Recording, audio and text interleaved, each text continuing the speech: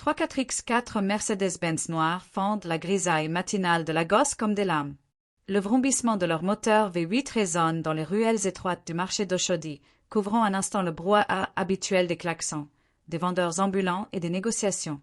Le marché d'Oshodi grouille de monde, comme toujours, des milliers de corps se mouvant dans une synchronisation chaotique, chacun luttant pour sa place, ses moyens de subsistance, sa survie. Mais à l'apparition des 34X4, l'atmosphère se transforme. Le changement est d'abord subtil. Une vendeuse cesse de crier le prix de ses bananes. Un mototaxi ralentit. Un enfant s'arrête de courir. Et puis, comme une vague invisible, le silence se répand. Ce n'est pas un silence complet, la gosse ne s'arrête jamais vraiment, mais c'est un silence dense, pesant, chargé de tension. Le genre de silence qui précède un événement majeur. Chioma Okafor se tient devant son étal d'akara, les mains plongées dans un grand bol de pâte de haricots noirs qu'elle malaxe rythmiquement. Ses mains sont enduites d'huile de palme, ses doigts luisants sous la douce lumière matinale. Elle a 28 ans, mais sa peau porte les marques d'une vie passée sous un soleil implacable. Elle dégage une beauté indomptable, une beauté intérieure forgée par la lutte et une dignité préservée malgré tout.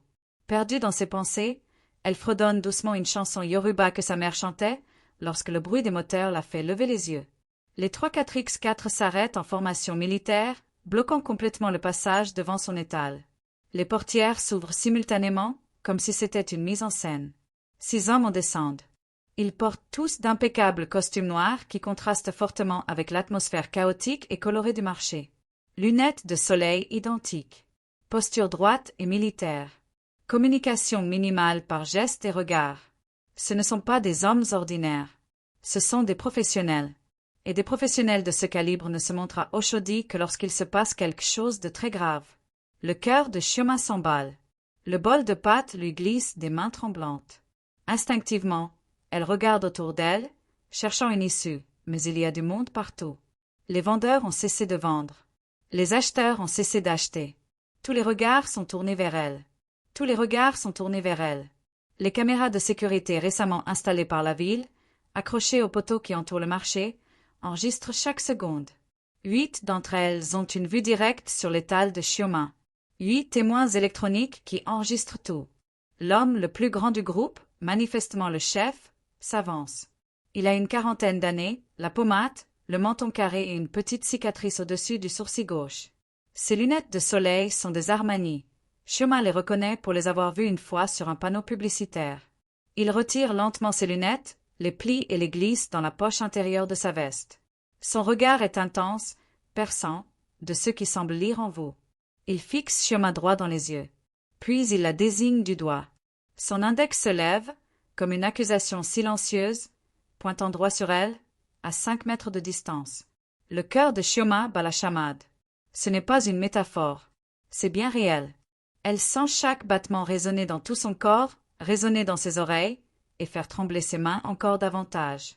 De l'huile de palme dégouline de ses doigts, formant de petites flaques dorées sur le sol en ciment fissuré. Elle pense à s'enfuir. Tous ses instincts lui crient de courir. Mais ses jambes refusent d'obéir. C'est comme si elles étaient devenues du béton, lourdes et immobiles, collées au sol. L'homme le plus grand s'approche. Chacun de ses pas est mesuré, maîtrisé. Il marche comme quelqu'un habitué à être obéi, habitué à ce que l'on s'écarte de son chemin. Et c'est ce qui se passe.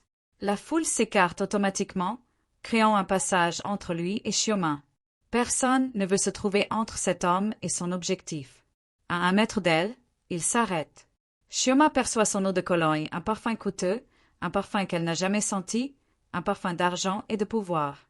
Elle aperçoit son propre reflet déformé dans les lunettes noires des autres hommes derrière lui. L'homme ouvre la bouche et prononce un seul mot qui change absolument tout. Kelechi. Le monde de Chioma s'arrête. Il ne ralentit pas. Il n'hésite pas. Il s'arrête complètement. C'est comme si quelqu'un avait appuyé sur pause. Ce nom qu'elle connaît si bien. Le nom du garçon qu'elle a nourri pendant les 3 derniers mois. Le garçon qui apparaissait chaque jour à midi devant sa tante, assis sur cette caisse en bois, attendant patiemment. Le garçon qui balayait le sol et faisait la vaisselle en échange de nourriture. Le garçon que personne d'autre ne regardait, que personne d'autre ne voyait, dont personne d'autre ne se souciait. Le garçon qu'elle pensait être juste un autre parmi les milliers d'orphelins des rues de Lagos. Juste une autre victime de la misère brutale qui ravage cette ville immense et impitoyable. Mais elle avait tort. Complètement tort. Terriblement tort.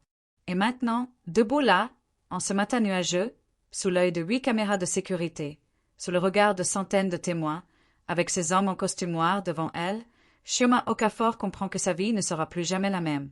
Plus rien ne sera jamais comme avant. Le monde qu'elle connaissait s'est effondré à l'instant où cet homme a prononcé ce nom.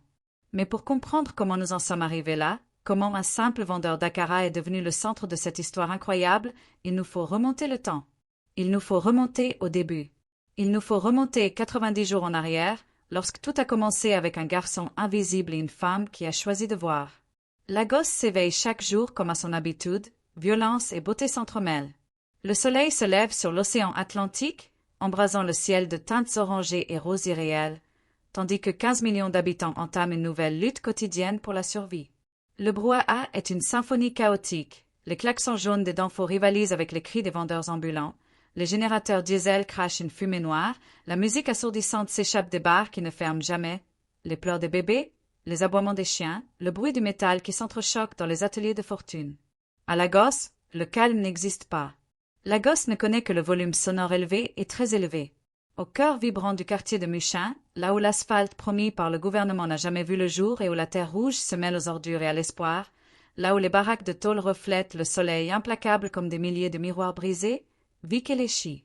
Il a 7 ans, mais si vous plongez votre regard dans le sien, si vous le regardez vraiment, si vous vous arrêtez suffisamment longtemps pour voir, des miches vous y verrez des décennies de lassitude. Ses yeux sont vieux. Trop vieux. Des yeux qui ont vu des choses qu'aucun enfant ne devrait voir. Des yeux qui ont appris que le monde est injuste, que la bonté est rare, que survivre est tout ce qu'on peut espérer. La cabane où il vit avec sa mère est dissimulée derrière un amas de vieux pneus et de sacs poubelles noirs que personne ne ramasse jamais. Pour y accéder, il faut emprunter une ruelle si étroite que 2 personnes ne peuvent s'y croiser. Les murs de la ruelle sont les façades arrière d'autres cabanes, rafistolées avec des morceaux de bois, de plastique, de carton, tout ce qui peut faire obstacle au vent et à la pluie. Le sol est inégal, criblé de trous où l'eau de pluie s'accumule et ne sèche jamais complètement, formant des flaques permanentes où les moustiques prolifèrent. La cabane elle-même est une construction misérable. 2 épaisses bâches bleues, du genre de celles utilisées pour couvrir les camions, font office de mur. Elles sont déchirées à plusieurs endroits et rafistolées avec du ruban adhésif qui a perdu toute adhérence. Au moindre coup de vent, les bâches ondulent et grincent comme des voiles de bateau. Quand il pleut, l'eau s'infiltre de toutes parts, transformant le sol en terre battue en boue. La structure est maintenue par des morceaux de bambou attachés ensemble avec du fil de fer. Il n'y a pas de porte, juste un morceau de contreplaqué appuyé contre l'ouverture. Il n'y a pas de fenêtre. La seule source de lumière le jour provient des déchirures des bâches. La nuit, une simple ampoule de 40 watts suspendue à un fil de fer nous diffuse une faible lumière jaunâtre. C'est ici, dans ce lieu qu'on peut à peine appeler son foyer, que Ngozi s'éteint. Elle a 32 ans, mais en paraît 60. Son corps, jadis fort et plein de vie, n'est plus qu'une peau tendue sur des os saillants. Ses bras sont si maigres que Kelechi peut les entourer entièrement de ses petites mains. Son visage, que de vieilles photos montrent comme étant magnifique, est maintenant creusé, ses pommettes saillantes, ses yeux enfoncés dans leurs orbites. Elle ignore le nom de la maladie qui la ronge. Elle n'a jamais consulté de médecin. Les médecins coûtent cher, elle n'en a pas les moyens. Tout ce qu'elle sait, c'est que chaque jour, respirer devient plus difficile, comme si quelqu'un lui écrasait la poitrine. Bouger devient plus difficile, comme si ses os étaient remplacés par du plomb. Rester éveillé devient plus difficile, comme si la vie elle-même s'échappait petit à petit. Elle sent la mort approcher. Ce n'est pas une prémonition dramatique. C'est une certitude simple et terrible. Elle est en train de mourir, et elle ne peut rien y faire. Ce matin-là, comme tous les matins depuis 2 mois, elle tente de se lever, en vain. Son corps ne répond plus. Elle peut bouger les bras, tourner la tête, mais s'asseoir est impossible. C'est comme si son corps avait décidé que l'effort n'en valait plus la peine. Elle reste allongée là, sur le mince matelas plus carton que mousse, fixant les bâches bleues qui lui servent d'abri, écoutant Lagos s'éveiller dehors. Kelechi est déjà réveillé. Il se lève toujours avant sa mère, ou du moins avant qu'elle ne bouge. Ces derniers mois, il a compris que c'était mieux ainsi. S'il est déjà réveillé et prêt, elle n'a pas à s'inquiéter pour lui. S'il est déjà habillé, même si cela ne change pas grand-chose, vu qu'il n'a que 2 tenues de rechange, elle n'a pas besoin de gaspiller son énergie à lui dire quoi faire. Il a appris à être indépendant d'une manière qu'aucun enfant de 7 ans ne devrait apprendre. Il a appris d'autres choses aussi. Il a appris à ne pas faire de bruit quand il a faim, car se plaindre ne fait pas apparaître de nourriture. Il a appris à observer la respiration de sa mère avant de lui parler, car si sa respiration est trop difficile, elle ne peut pas répondre. Il a appris à ne pas pleurer quand il a peur, car le voir pleurer la rend encore plus triste. Il a appris à sourire quand il est triste, car son sourire est la seule chose qui fait encore briller un peu ses yeux. Il a appris des choses qu'aucun enfant ne devrait avoir à apprendre. « Maman » murmure-t-il doucement en ajustant le fin tissu qui lui sert de couverture. Ce tissu était autrefois un rideau. On y distingue encore le motif floral délavé. « Je sors. » Ngozi tente de répondre. Elle ouvre la bouche, sa langue bouge, mais ce ne sont pas des mots qui sortent, seulement un gémissement sourd, une vibration dans sa gorge. Ses lèvres sont gercées et saignent par endroits. Ses mains tremblent malgré elle, d'un léger tremblement constant qu'elle ne parvient pas à maîtriser. Kelechi attrape la seule bouteille en plastique qu'il possède, une bouteille de Coca-Cola de 2 litres qu'il a trouvée dans une poubelle il y a des mois. Il quitte la cabane, marche 3 pâtés de maison jusqu'au robinet public où une file de personnes attend déjà avec leurs propres récipients.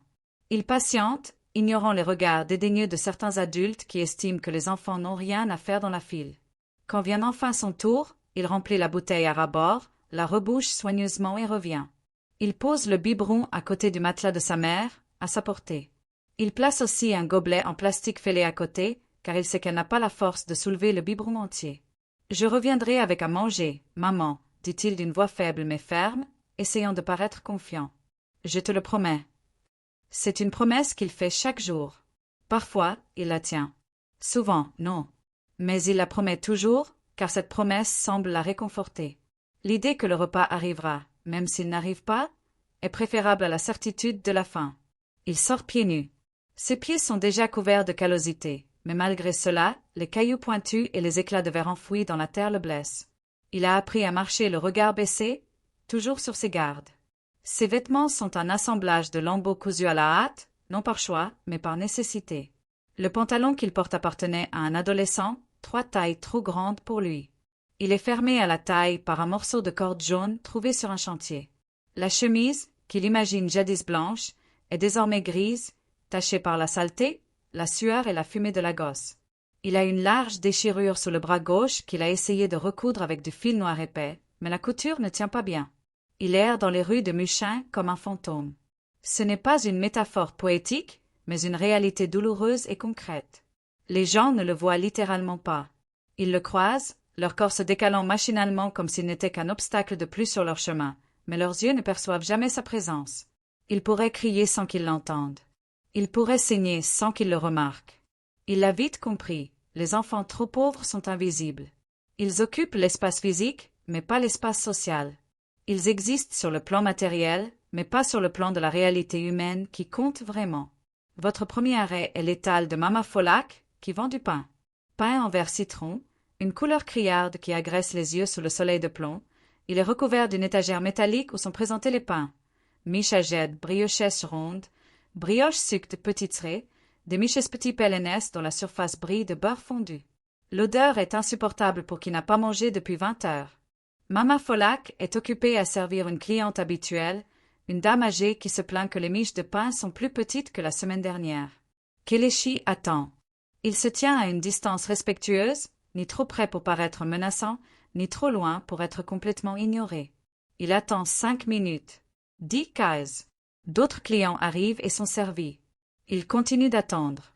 Finalement, lorsque le flux de clients se calme, il s'avance. « S'il vous plaît, Mama Folak. » Elle se retourne si brusquement qu'on dirait qu'elle a été piquée par une abeille. Son visage, qui souriait à un client une seconde auparavant, se fige dans une expression de rage. « Dégage d'ici avant que j'appelle la police, petite voleuse. »« Je n'ai rien volé, maman. Je voulais juste. »« Je sais ce que vous voulez, » crache-t-elle. « Vous, les gamins des rues, vous êtes tous pareils. Voleurs et menteurs. Allez-vous-en, foutez le camp. » Kelechi tente d'expliquer. « Ma mère est malade, maman. Elle n'a pas mangé. » Mais Mama Folak fait déjà signe à un policier qui passe dans la rue. L'agent les regarde avec intérêt. Kelechi sait ce qui arrive quand la police s'intéresse aux enfants des rues. Ils les battent d'abord et posent des questions ensuite. Au pire, ils vous emmènent au poste et votre mère ne vous revoit plus jamais. Il recule rapidement, les mains levées en signe de reddition. Pardon, maman. Pardon.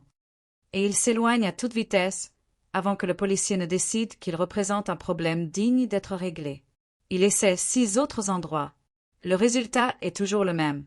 Au stand de M. Adebayo, qui vend du poisson fumé, la réaction est même violente. Quand Kelechi insiste après le premier refus, Adebayo saisit un journal roulé en boule, il s'en sert pour chasser les mouches et frappe violemment le garçon à l'épaule. « Je t'ai dit dehors !» Le coup ne fait pas tant mal physiquement que moralement. Kelechi trébuche, perd l'équilibre et tombe dans la boue qui jonche le sol. La boue s'infiltre dans ses vêtements, ses oreilles, ses cheveux. Certains rient, un rire cruel, de ceux qui ont besoin d'humilier autrui pour se sentir moins malheureux. La plupart l'ignorent tout simplement. Un gamin des rues de plus, dans la boue. Rien d'extraordinaire. Rien qui mérite qu'on s'y attarde. Kelechi se relève lentement. Il s'essuie le visage du revers de la main, étalant la boue plutôt que de la nettoyer. Et il continue à marcher. Car abandonner n'est pas une option. Quand abandonner signifie que votre mère ne mange pas, vous n'abandonnez pas. C'est aussi simple que ça. Il est midi. Le soleil de Lagos est à son zénith, une boule blanche et implacable dans le ciel qui ne laisse aucun répit. La température doit dépasser les 38 degrés, mais elle paraît encore plus élevée à cause de la chaleur qui se reflète sur l'asphalte, les murs en tôle et la terre aride. Kelechi n'a rien mangé depuis hier après-midi, un petit morceau de manioc tendre qu'un vendeur s'apprêtait à jeter. Sa mère, elle, n'a rien mangé depuis avant-hier matin, le dernier morceau d'akara qu'il a réussi à lui soutirer. Il a la tête qui tourne. Ce n'est pas la première fois. Il connaît cette sensation, le vertige qui survient après une faim prolongée lorsque son corps commence à se consumer faute de nourriture. Il s'appuie contre un mur taché de moisissures et ferme les yeux un instant, une seule seconde, pour tenter d'arrêter de tourner. Lorsqu'il rouvre les yeux, quelque chose attire son attention, un étal qu'il n'avait pas remarqué auparavant, ou auquel il n'avait peut-être jamais prêté attention. Petit mais bien tenu, l'étal est peint en rouge vif et jaune canari, des couleurs qui crient la joie même au milieu de la misère environnante. Une fumée blanche s'échappe d'une énorme poêle en fonte, de celle qui semble se transmettre de génération en génération.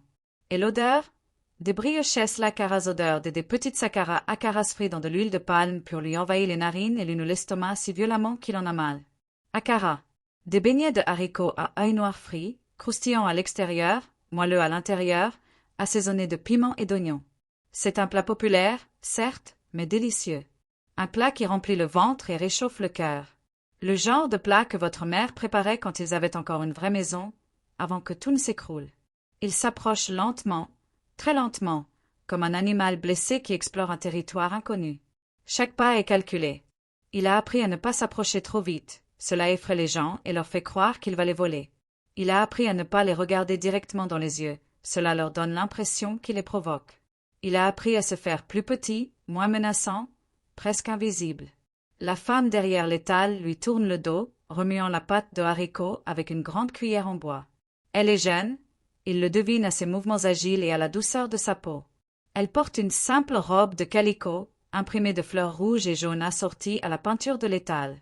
Ses cheveux sont relevés en un foulard coloré, à la manière traditionnelle yoruba.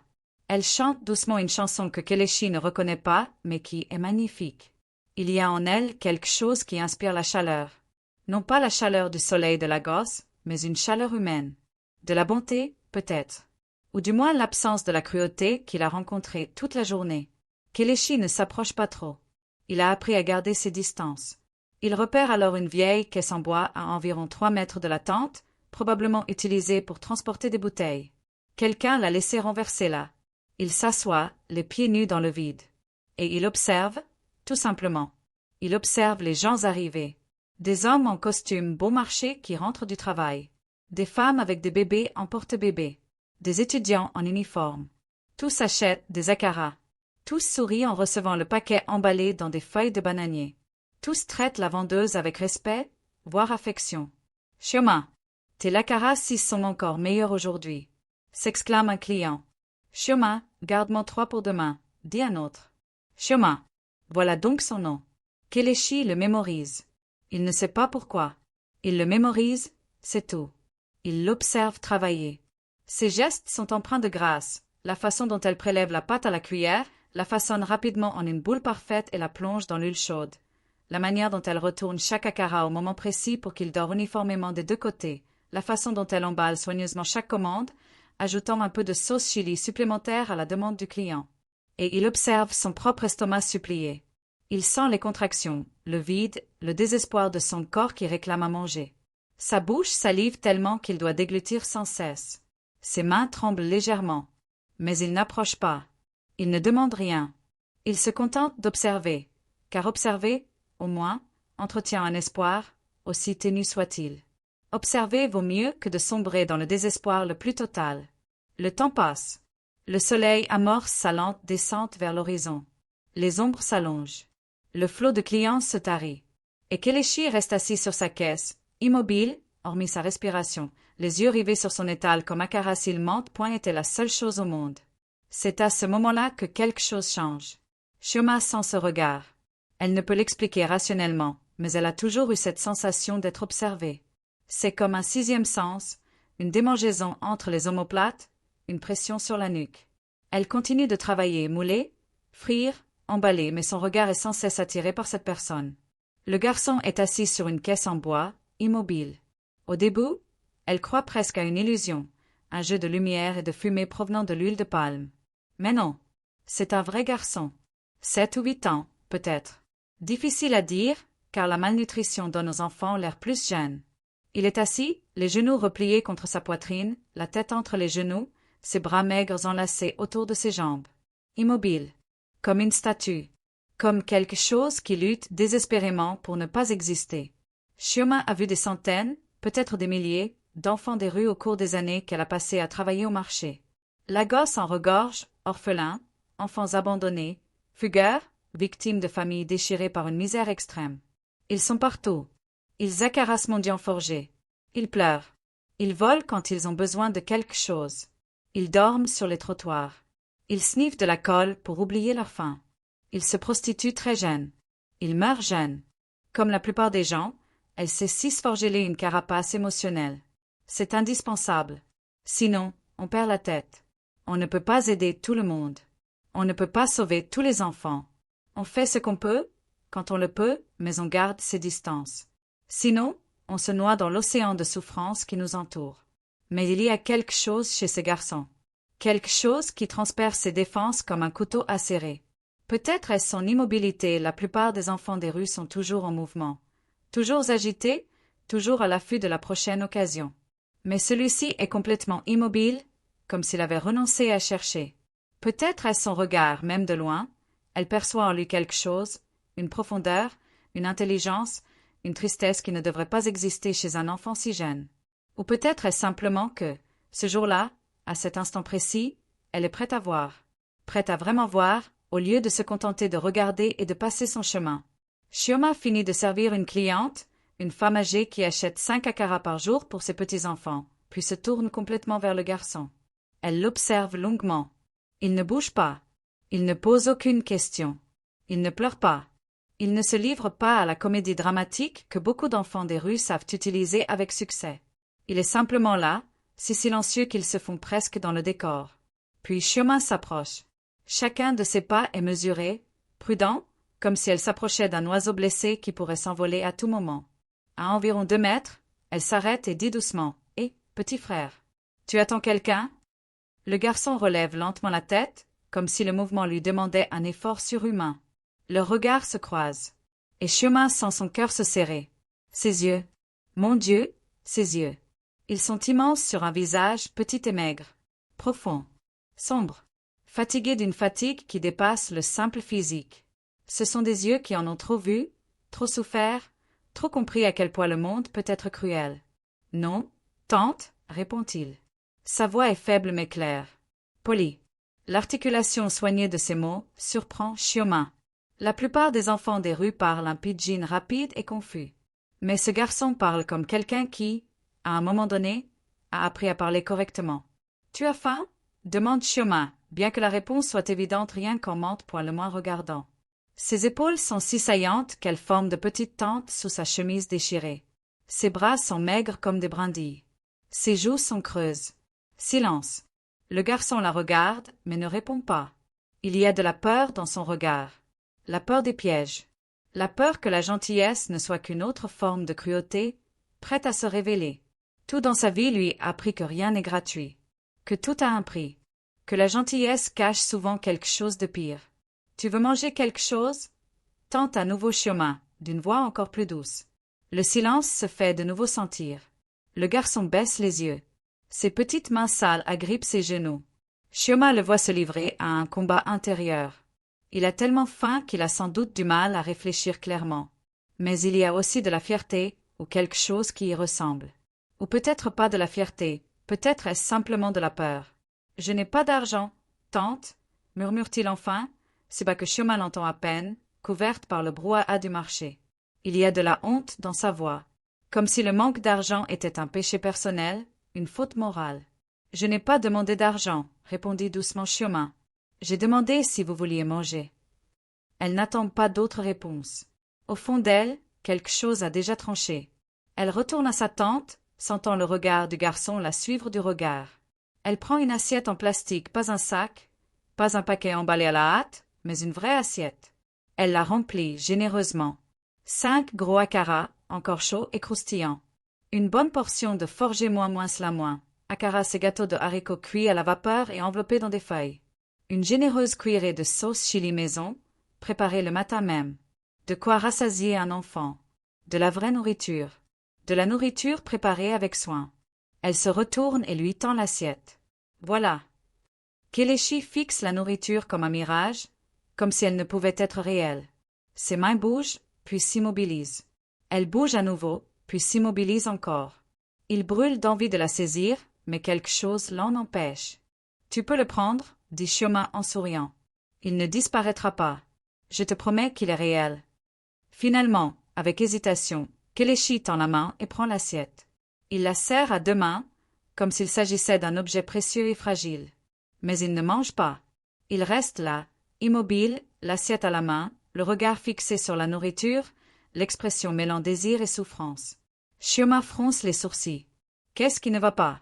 Tu n'aimes pas les akaras? »« Oui, j'aime beaucoup, tante, » répond-il rapidement, craignant qu'elle ne le trouve ingrat. « Mais, auriez-vous un sac en plastique? »« Un sac ?»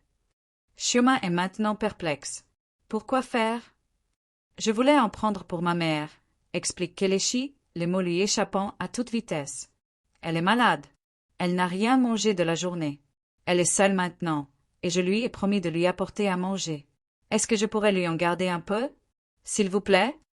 Et là, dans cette phrase simple et bouleversante, dans cette requête qui en dit tant sur l'enfant qu'il est, Chioma sent quelque chose se briser en elle. Non pas une douleur, mais une douleur viscérale, comme celle d'un barrage qui cède, libérant un poids longtemps contenu. Elle connaît cette histoire. Elle a vécu cette histoire. Elle était cet enfant. Quand Chioma avait 9 ans, sa mère mourut du paludisme. Ce n'était pas une forme grave, la maladie était traitable. Mais les traitements coûtaient cher et ils n'avaient pas d'argent. Alors, sa mère mourut dans leur lit, brûlante de fièvre, délirante, sous les yeux impuissants de Chioma et de ses 3 jeunes frères et sœurs. Ils se retrouvèrent ensuite seuls avec leur père, un homme brisé par le deuil et l'alcool. Il essaya, Dieu sait qu'il essaya, mais il était incapable de s'occuper de lui-même, encore moins de 4 enfants. Chioma est devenue mère. À 9 ans, elle a appris à cuisiner avec les restes qu'elle pouvait récupérer au marché, des légumes abîmés que les vendeurs jetaient, du poisson qui commençait déjà à sentir mauvais, du riz tombé à terre. Elle a appris à partager sa nourriture pour que ses frères et sœurs mangent, même quand elle n'avait pas faim. Elle a appris à mentir sur sa faim pour qu'ils ne se sentent pas coupables. Elle a appris à porter le poids du monde sur des épaules trop fragiles.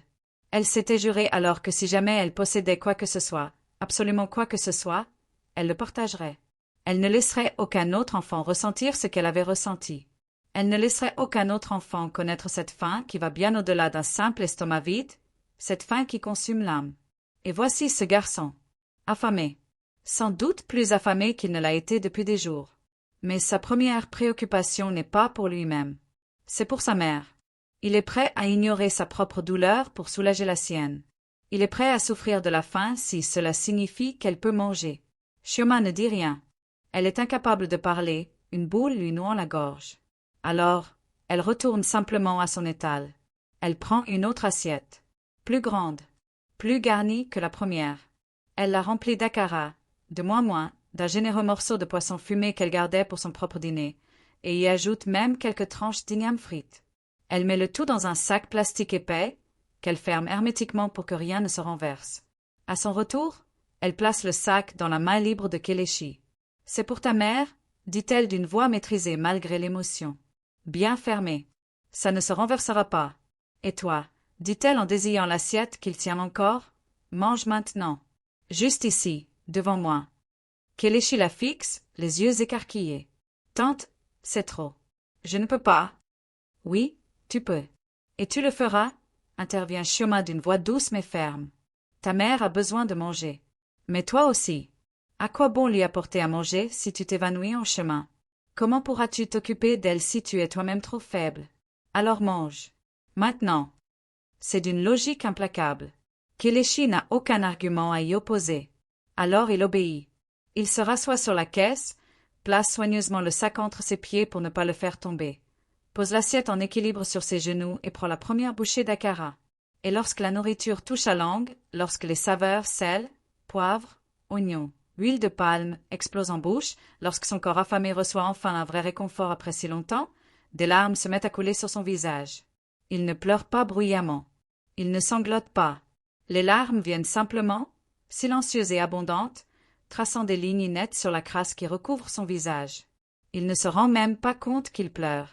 Il est trop occupé à manger, pas vite, car il a appris que manger trop vite quand on a très faim donne envie de vomir, mais lentement, méthodiquement, savourant chaque bouchée. Chioma l'observe depuis son étal. Elle ne dit rien de ses larmes. Elle reprend simplement son travail, faisant frire d'autres moins sakara, pour les clients qui continuent d'affluer. Mais ses propres yeux sont humides, et elle doit cligner des yeux plusieurs fois pour y voir plus clair. Elle vient de faire un choix. Elle ignore encore toute la portée de ce choix. Elle ignore encore comment il bouleversera sa vie et celle de ce garçon, d'une manière que même l'imagination la plus fertile n'aurait pu prévoir. Pour l'instant, elle n'est qu'une vendeuse d'akara qui nourrit un enfant affamé. Tout simplement. Du moins, cela paraît simple. Mais rien n'est jamais simple lorsqu'il s'agit du cœur humain et du choix de voir la souffrance au lieu de l'ignorer. Le lendemain, Kelechi réapparaît. Même heure moins, midi, sous un soleil de plomb. Même endroit, assis sur cette caisse en bois, à quelques mètres de la tente. Même posture, immobile, silencieux, attendant sans espoir particulier. Chioma sourit en le voyant. En réalité, elle l'observait, attendant, se demandant un peu s'il reviendrait. Elle avait déjà préparé 2 assiettes avant son arrivée. Une pour lui, une pour sa mère. Elle les avait préparées à l'avance, les avait recouvertes d'un linge propre pour les garder au chaud et à l'abri des mouches. Lorsque Kelechi s'approche avec hésitation, Chioma fait comme si de rien n'était. « Ah, petit frère, tu arrives juste à temps. J'ai besoin d'aide. » Les yeux de Kelechi s'écarquillèrent. « À l'aide, tante ?»« Oui, oui. Tu vois le sol ?» Chioma désigne l'espace autour de la tente. « C'est un vrai bazar. Il faut balayer. Et ces assiettes ?» dit-elle en montrant une pile d'assiettes en plastique sale. « Il faut les laver. Si tu fais ça pour moi, je te paierai avec à manger. Marché conclu ?» C'est un mensonge bienveillant. Le sol n'est pas particulièrement sale. Chioma l'a balayé ce matin. Elle pourrait facilement faire la vaisselle elle-même. Mais elle comprend quelque chose de fondamental concernant la dignité. Elle comprend que la charité peut blesser autant qu'aider, que prendre sans rien donner en retour peut corrompre l'âme d'une personne, surtout celle d'un enfant qui est encore en train de construire sa place dans le monde. Mais le travail, c'est différent. Le travail, c'est du juste échange. Le travail préserve la dignité. Le travail donne le sentiment de mériter ce que l'on reçoit. Le travail transforme le mendiant en contributeur. Et pour un enfant dépouillé de tout, pour un enfant rendu invisible et inutile, redevenir utile est un don plus précieux que la nourriture. Les yeux de Kelechi brillent d'une lueur que Chioma n'a pas vue la veille, un mélange d'espoir et de détermination. Fermez, tante. Je vais balayer et tout laver. Ainsi commence une routine qui durera des mois. Chaque jour, sans faute, à midi pile, Chioma découvre que Kelechi a développé un sens inné du temps impressionnant, Probablement grâce à l'observation du soleil, le garçon apparaît. Et chaque jour, sans faute, du travail l'attend. Les premiers jours, le travail est simple, balayer, faire la vaisselle, ranger les bouteilles d'huile. Mais Shioma se rend vite compte que Kelechi est capable de bien plus. Il observe tout avec une attention intense. Il apprend vite. Au bout d'une semaine, il sait déjà où chaque chose doit être rangée, comment organiser efficacement les provisions, et même, d'un simple coup d'œil, si la pâte de haricots a la bonne consistance. Shioma commence à lui confier des tâches plus complexes, porter des sacs de farine pour une livraison, aller chercher de l'eau au robinet commun, aller chercher sa commande à l'étal du poissonnier. Kelechi accomplit tout avec un sérieux et un dévouement qui semble bien au-delà de son âge. Les semaines passent et des changements commencent à se produire. D'abord subtils, puis plus évidents. La peau de Kelechi, grise et jaunâtre à cause de la malnutrition, reprend des couleurs. Son visage, jadis si creusé que ses os semblaient vouloir transpercer sa peau, se remplit. Ses bras, autrefois maigres comme des brindilles, ressemblent davantage à ceux d'un véritable enfant. Ses mouvements deviennent plus agiles, moins entravés par la faiblesse. Mais les changements ne sont pas seulement physiques. Il y en a de plus subtils, de plus profonds. Il sourit parfois, pas un grand sourire, pas encore, mais un léger mouvement des coins de ses lèvres lorsque Shioma fait une blague ou lorsqu'un client habituel le salue. Il parle davantage. Non plus de simples réponses monosyllabiques, mais de véritables conversations. Il pose des questions. Il raconte des histoires sur la gosse, sur les endroits qu'il connaît, sur ce qu'il voit. Au fil de ces conversations, Shioma découvre chez lui des choses qui la surprennent sans cesse. Kelechi est intelligent. Pas seulement débrouillard comme les enfants des rues doivent l'être pour survivre, mais vraiment intelligent. Intelligent sur le plan scolaire. Il a appris à lire tout seul, en utilisant les panneaux de signalisation et les affiches publicitaires. Il repérait un mot, le mémorisait, puis le cherchait ailleurs jusqu'à en comprendre le sens. Ce fut un processus lent et laborieux qui a duré des années, mais il y est parvenu. Aujourd'hui, il peut lire presque n'importe quoi au niveau d'un enfant de 10 ou 11 ans. Ses compétences en mathématiques sont encore plus impressionnantes. Son don pour les chiffres est presque surnaturel. Un jour, Shioma tient sa comptabilité et tente de calculer son bénéfice. Elle utilise du papier et un crayon et effectue laborieusement les soustractions. 7000 Tente, dit calmement Kelechi depuis l'endroit où elle range les bouteilles. Quoi? Shioma lève les yeux. 7000 Nera. Voilà votre bénéfice pour aujourd'hui. Shioma fronça les sourcils. Comment le sais-tu? Je n'ai même pas fini. Tu as vendu chaque akara 50 Nera et tu as gagné 230 Nera aujourd'hui, explique Kelechi d'un ton désinvolte, comme s'il enfonçait une évidence. 230 fois 50, ça fait 11 500 Nera. Mais tu as dépensé 1500 Nera en haricots, 8 cents en huile, 400 en poivrons et oignons, et 300 en charbon. Ça fait 3000 Nera de frais. 11 500 moins 3000, ça fait 8 500. Mais tu as offert 4 plats gratuitement aujourd'hui, donc moins 1500, ça fait 7000. Shioma resta bouche bée. Elle vérifia ses calculs. Kelechi avait raison. Parfaitement raison. Au dernier Nera près. Comment as-tu fait? Si vite? Kelechi hausse les épaules, légèrement gêné par toute cette attention. Je vois les chiffres dans ma tête. Ils me paraissent logiques. Ils l'ont toujours été. Shioma pose le crayon et le regarde d'un air grave. Tu sais ce que ça signifie, Kelechi? Tu as un don. Un vrai don. Tu devrais être à l'école. Dans une bonne école. Tu pourrais faire n'importe quoi. Ingénieur, comptable, professeur. N'importe quoi. Le visage de Kelechi s'assombrit aussitôt. Ses yeux s'éteignent. Je sais, tante. Mais ma mère a besoin de moi. Je ne peux pas la laisser seule. Et l'école coûte cher, on n'a pas d'argent. On n'a même pas de quoi manger. L'école, c'est pour les autres enfants. Le cœur de Shioma se serre. Il y a tant de résignation dans cette voix, tant d'acceptation prématurée d'une vie limitée. Et elle déteste ça. Elle déteste que ce garçon brillant soit condamné à une vie de pauvreté non pas par manque de talent, mais par manque d'opportunité, par le simple hasard de sa naissance. Eh bien, dit-elle en essayant de garder un ton léger malgré son cœur lourd, faisons un marché. Tant que tu travailles pour moi, je t'apprendrai des choses. Je ne suis pas institutrice, mais je sais lire et écrire. Je sais compter. Et toi, mon petit génie, tu apprendras tout ce que je peux t'enseigner. Marché conclu? Un large sourire sincère et éclatant illumine le visage de Kelechi. Marché conclu, Tante Chi. C'est la première fois qu'il l'appelle Tante Chi, un surnom affectueux qui remplit Shioma d'une douce chaleur. À partir de ce jour, c'est ainsi qu'il l'appelle. Pas Shioma. Pas Tante Shioma. Juste Tante Chi. Simple, intime, familier. Les jours se transforment en semaines, les semaines en mois. La routine s'installe. À midi, Kelechi arrive. Il travaille 2 heures. Pendant ce temps, entre 2 clients, Shioma lui donne des cours. Elle lui montre comment écrire des lettres, comment former des mots.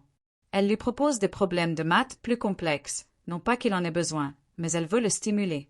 Elle lui raconte des histoires sur l'histoire du Nigeria, sur les grands royaumes Yoruba, sur l'indépendance, sur tout ce qu'elle a elle-même appris à l'école avant qu'elle soit contrainte de l'abandonner. Kelechi absorbe tout comme une éponge affamée. Chaque mot, chaque fait, chaque histoire lui est précieux. Il pose des questions pertinentes qui incitent Shioma à bien réfléchir aux réponses. Il remet en question les idées reçues. Il établit des liens entre différents concepts auxquels elle n'avait jamais pensé. Voyant cela, Shioma prend une décision. Elle commence à économiser. Pas beaucoup, ses marges bénéficiaires sont faibles, mais un peu chaque jour. 500 naira par-ci, 1000 par-là. Elle les garde dans un bocal caché sous son lit. Elle n'en parle à personne, pas même à Kelechi. Mais un plan germe dans sa tête. Quand elle aura assez d'argent, elle lui achètera des livres. De vrais livres. Des manuels scolaires. Elle trouvera un moyen de lui offrir l'éducation qu'il mérite, même si ce n'est pas dans une école traditionnelle. Car elle a appris une chose importante durant ces mois. Sauver quelqu'un ne se résume pas à lui donner à manger. La nourriture maintient le corps en vie. Mais l'éducation, le savoir, les opportunités, cela nourrit l'esprit. Cela donne de l'espoir. Et sans espoir, on ne fait que survivre, on ne vit pas. Par une après-midi caniculaire, environ 2 mois après leur première rencontre, Shioma ferme sa tente plus tôt que d'habitude. Un orage approche. Elle le sent dans la pression atmosphérique, elle le voit aux nuages noirs qui s'amoncellent à l'horizon. Les lacs pendant la saison des pluies sont redoutables. Quand il pleut des cordes, des torrents qui transforment les rues en rivières, qui inondent les maisons, qui paralysent même les villes les plus résistantes du monde. Kelechi l'aide à recouvrir les provisions de bâches en plastique. Il travaille vite et bien, en nouant les extrémités avec de la corde. Shioma l'observe et prend une décision qu'elle mûrit depuis des semaines. « Kelechi, dit-elle d'une voix désinvolte mais empreinte de gravité, je veux rencontrer ta mère. » Kelechi cesse de nouer la corde. Ses doigts restent immobiles. Il ne la regarde pas. « Pourquoi, tante ?»« Parce que je vous nourris toutes les deux depuis des mois. Parce que je veux voir comment elle va. Et parce que... » Shioma marque une pause et choisit soigneusement ces mots suivants. « Parce que je tiens à vous. Et quiconque tient à vous devrait rencontrer votre famille. » Un long silence s'installe. Shioma perçoit le conflit qui fait rage en Kelechi, aussi clairement que s'il était inscrit sur son visage. Une partie de lui désire ardemment que quelqu'un d'autre voie sa mère, que quelqu'un d'autre partage ce fardeau. Mais une autre partie, peut-être la plus importante, éprouve une honte profonde. Honte de révéler où ils vivent. Honte de l'extrême pauvreté. Honte d'exposer leur déchéance. Tante, finit-il par dire d'une petite voix empreinte de douleur, l'endroit où nous vivons n'est pas? Ce n'est pas un endroit agréable. Ce n'est pas un endroit où tu devrais venir. Kelechi, dit Shioma en s'agenouillant devant lui et en posant ses mains sur ses épaules frêles, l'obligeant à la regarder dans les yeux. J'étais pauvre. Très pauvre. Pas autant que toi, peut-être, mais assez pauvre pour savoir. Là où tu vis, il n'y a pas de honte. La honte, c'est tourner le dos à ceux qui sont dans le besoin. La honte, c'est juger les gens sur ce qu'ils n'ont pas. Alors je veux rencontrer ta mère. Non pas pour la juger, non pas pour la plaindre, mais parce qu'elle compte pour toi, elle compte aussi pour moi. Tu comprends? Les larmes montent aux yeux de Kelechi. Il cligne rapidement des yeux, essayant de les retenir. Puis il hoche la tête. D'accord, tante Chi. Tu peux venir? Le voyage est plus long et plus difficile que Shioma ne l'avait imaginé. Il traverse des quartiers de Mushin qu'elle n'avait jamais vus, malgré des années de travail dans le voisinage.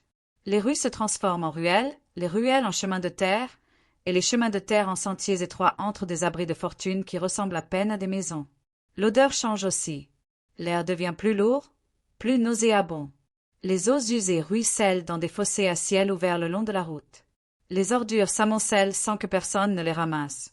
Des enfants, tant d'enfants, jouent pieds nus dans la boue mêlée d'eaux usées, leur rire contrastant brutalement avec l'environnement.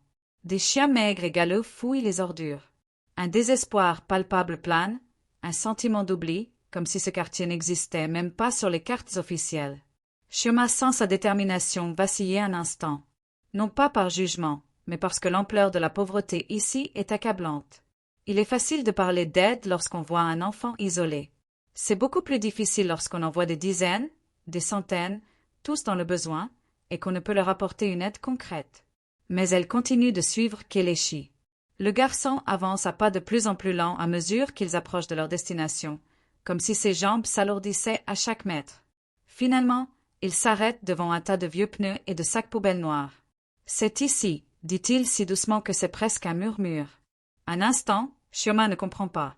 Elle regarde autour d'elle, cherchant une structure, une porte. Puis elle la voit, derrière les pneus, presque entièrement dissimulée, se trouve une ouverture. Et en regardant de plus près, elle réalise que les deux bâches bleues ne sont pas de simples détritus. Ce sont des murs. Une sensation de froid et de lourdeur l'envahit. Vous vivez, ici. Kelechi se contente d'acquiescer, incapable de parler. La honte se lit sur ses épaules voûtées. Shioma prend une profonde inspiration, s'efforçant de garder un visage neutre. Elle ne pleurera pas. Elle ne laissera transparaître ni choc ni pitié. Pas ici. Pas devant lui. D'accord, dit-elle d'une voix ferme. Emmenez-moi voir votre mère. Elles s'accroupissent pour entrer. Il fait sombre à l'intérieur, malgré le jour. La seule lumière provient des déchirures des bâches et des trous dans le sol. Il faut quelques secondes à Shioma pour que ses yeux s'habituent à l'obscurité. Et lorsqu'elle y parvient, ce qu'elle voit manque de briser sa résolution de ne rien laisser paraître. La pièce, à peu près la taille d'un petit placard. Il n'y a pas de meubles, pas de cloison. C'est un espace unique, sol en terre battue, murs et plafond en toile. Une simple lampe pend à un fil qui semble dangereusement électrifié. Et dans un coin, sur ce qui ressemble fort à un matelas, plus du carton et des chiffons qu'autre chose, gît Ngozi. Shioma attendit que le tumulte dans le couloir se calme. L'odeur de désinfectant se mêlait au bruit lointain des respirateurs. Kelechi s'était endormi, la tête posée sur ses genoux, épuisé par la tempête, la panique, la précipitation et l'angoisse de voir sa mère si fragile. Le médecin revint quelques heures plus tard, fatigué, mais avec un air moins accablé. On a réussi à la stabiliser. C'était limite, vraiment limite. Si elle était arrivée une demi-heure plus tard, elle ne serait plus là pour me parler. Shioma porta sa main à sa bouche, essayant de retenir ses larmes, point Kelechi se réveilla en sursaut. « Maman, va-t-elle survivre ?» Le médecin prit une profonde inspiration. « Elle a une chance maintenant, mais nous ne pouvons encore rien promettre. Le traitement doit se poursuivre. Les prochains jours seront décisifs. » Kelechi ferma les yeux et pleura en silence, point Shioma l'enlaça comme s'il était son propre fils. L'orage dehors s'était calmé, ne laissant derrière lui que l'odeur de la terre mouillée, pour les premières heures du matin s'infiltraient par les interstices des fenêtres, apportant un froid qui semblait répondre directement à leur peur. Shioma se leva lentement. « Je serai de retour tôt, Kelechi. Je vais récupérer le reste de l'argent. Ta mère s'en sortira. Je le lui ai promis, et je tiens toujours mes promesses. » Le garçon hocha la tête en s'essuyant le visage, point. « Merci, tante. Sans toi, je ne sais pas ce qui se serait passé. » Shioma sourit, même si elle était fatiguée, même si elle n'avait pas de réponse. « Tu ne seras plus jamais seule. » Malgré son épuisement, elle quitta l'hôpital d'un pas assuré. J savait que les jours à venir seraient encore plus difficiles. Elle savait qu'elle devrait lutter contre le temps, contre les dettes, contre cette vie si dure qu'il avait toujours rabaissée. Mais ce soir-là, quelque chose était différent. Il y avait quelque chose de particulier dans la façon dont la pluie s'est arrêtée soudainement. Et il y avait quelque chose de particulier dans la façon dont le vent soufflait dans la rue déserte. Et il y avait quelque chose de particulier dans la façon dont une voiture noire, aux vitres teintées, passait trop lentement, observant trop de choses, trop silencieusement. Shioma ne s'en est pas rendu compte. Pas encore. Mais le destin patient, calculateur, inévitable avait déjà commencé à se mettre en marche. Et au moment où elle tourna au coin de la rue, vers sa petite chambre à Muchin, une phrase résonna parmi les ombres qui la suivaient sans qu'elle s'en rende compte. « Nous avons retrouvé le garçon. » Et ainsi, sans que Shioma ni Kelechi ne le sachent, leur histoire allait devenir bien plus qu'une simple histoire de faim, de pauvreté et de survie. et cela pourrait se transformer en quelque chose de bien plus important. Quelque chose qui allait changer leur vie à jamais.